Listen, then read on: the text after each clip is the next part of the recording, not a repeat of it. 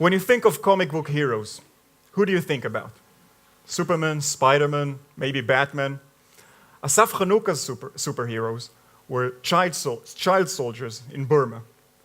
Asaf is a comic book artist, and he teaches illustration and comics here in Shenkar. Now he will take us through his journey from reality to fantasy and back to reality. And it all started with one front page of a magazine. Asaf. On February 2000, there was an amazing cover on Newsweek magazine.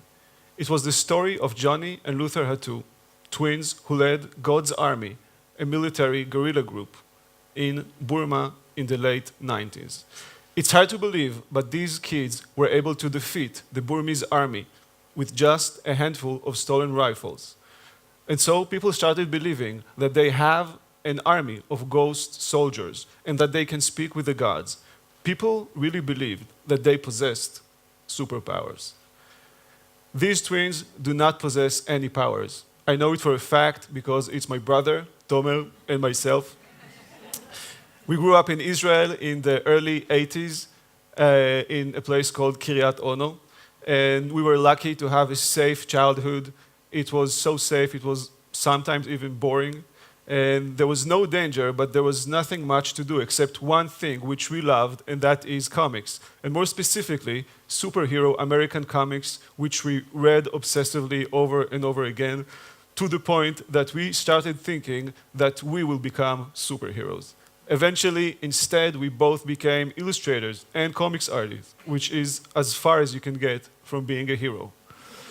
But when we discovered the story of the Hadoos, we thought it would be a perfect material for a graphic novel, because this story had all the ingredients of a modern mythology with a major plus. It was a real story. And there was also something personal, and that is looking at these twins for us was like looking into a twisted mirror where everything we dreamt of as kids, they lived in reality. Our fantasies were somehow existing in their lives. So we started working on a series of character design, sketch, research, but we didn't have a good story. So we talked with our good friend, writer Boaz Lavi, and together with producer Ron Proper, we formed a creative team. Boaz's first decision as the writer had a huge impact. He decided that actually we're not going to tell the story of the Hadoo Twins, but a fictional story that would be based on reality. So we moved from fact to fiction, from fantasy to reality. New characters were introduced. Mark, an American explosive expert living in Texas with a pregnant wife and financial difficulties. Mark joined his friend Jason, and together they leave to do a job in an imaginary country in Southeast Asia called Kwanlom. They assist the local army when suddenly Mark is kidnapped by a group of child soldiers led by two twins with magical powers.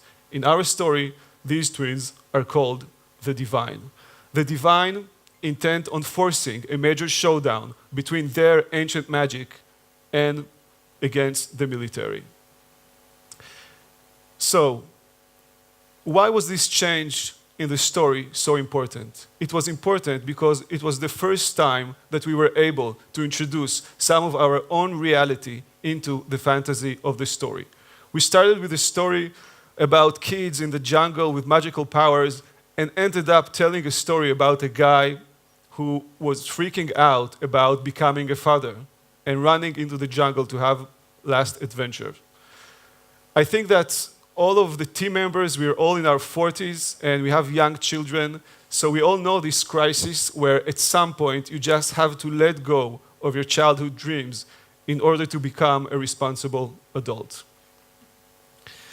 The Divine was published in 4 languages. It was on the New York Times bestseller list on the week of its release, and it won the gold medal in the international manga competition from Japan. And one last twist ending to the story, and this happened in real life, and that we got a message on Facebook. and it was Luther Hadoo from the Hadoo Twins. Somehow we found out about the book, and he found us on Facebook. And he wanted to know everything about us. Who are we? How do we look like? So we sent him pictures and told him. And it was a funny moment because suddenly we were the magical twins from an imaginary country in the Middle East he never heard of. He was in his 30s, and he told us he was living in Switzerland on a refugee status.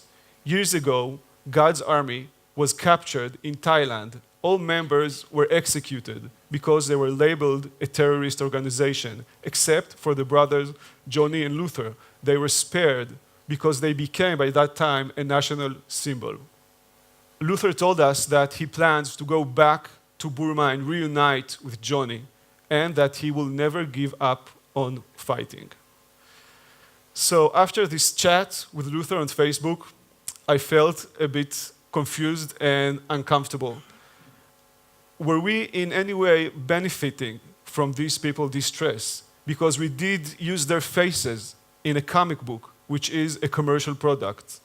The Divine took us 5 years to make, and during these 5 years, we looked at hundreds of photos of Johnny and Luther running in the jungle. We used them like actors in a fictional story, and it was easy at some point to forget that these were real people, not just aesthetic inspiration. I think that in every creative process, there is a mix of fact and fiction, like putting salt in a cake, and it's what art does best, which is to give us a glimpse into an elevated reality that is both very exciting but carries a message. But how far can we go before we hurt the people who inspired us in the first place? I teach illustration and comics in Shenkar for almost 15 years, and I always encourage students to mix reality and facts in their fictional stories, but also to be aware that once the story is out there in the world, it becomes part of a global conversation, and you have to be able to stand behind it. After the book came out, in every review, the story of the Hadoo Twins was mentioned. Readers told me they went online and read about the terrible suffering and injustice in Burma. People were once again exposed to the story of the Hadoos and to the ugly consequences of adults making bad decisions. So I think if we as artists in some way helped in raising awareness to this issue, then that's a good enough reason to keep on creating and to keep combining facts and fiction. Thank you.